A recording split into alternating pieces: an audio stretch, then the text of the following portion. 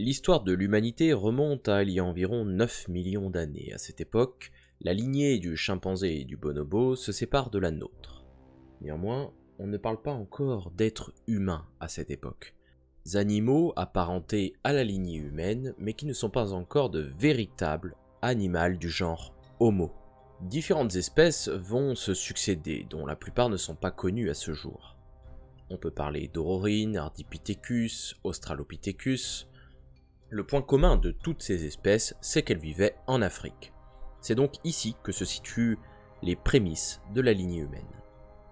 Il y a environ 2,4 millions d'années, des humains foulent la planète pour la première fois. Il s'agit peut-être d'Homo habilis qui confectionnera les premiers outils, ceux de l'Oldowayen. Il n'était pas le premier à produire ce type de technologie puisque des paranthropes, un groupe cousin, le faisaient déjà avant. Il y a environ 1,8 million d'années, l'Homo ergaster qui vivait en Afrique va donner la lignée des Homo erectus. Il partira coloniser tout l'ancien monde, de l'Europe à l'Asie. Il donnera de nombreuses branches humaines, dont Homo heidelbergensis, Homo antecessor, Homo floresiensis, puis Denisova et Néandertal. À cette époque, les outils vont se perfectionner, le biface fera bientôt son apparition, une pierre qui va être taillée sur ses deux faces. Il y a environ 500 000 ans, l'Homo erectus apprend même à maîtriser le feu. Mais la maîtrise des foyers en tant que telle sera plus tardive. En ce qui concerne les premiers Homo sapiens, c'est-à-dire nos ancêtres directs, notre espèce, elle serait apparue entre 300 et 250 000 ans avant aujourd'hui. Cette espèce aurait évolué à partir d'espèces ancestrales situées en Afrique. L'Homo sapiens est donc une espèce africaine.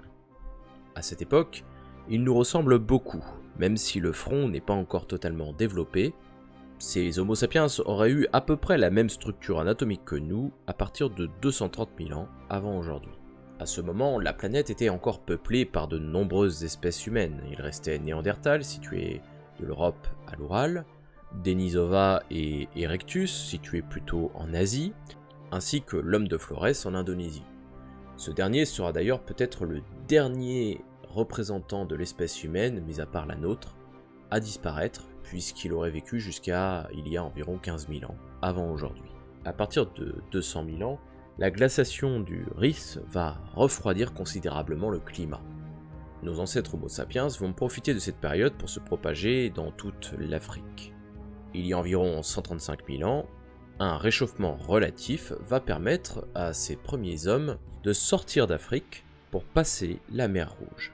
Ils vont peupler le Moyen-Orient, mais malheureusement cette lignée laissera peu de traces génétiques dans la population humaine actuelle. Il est probable que cette migration n'ait pas fonctionné.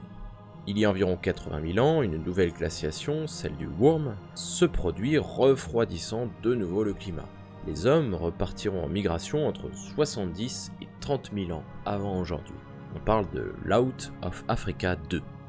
Ils repassent la mer Rouge, puis migrent au Moyen-Orient. Tout d'abord, les hommes vont migrer vers l'Asie. Il y a 55 000 ans, ils sont certainement déjà en Inde, puis il y a 50 000 ans, ils atteignent les Philippines.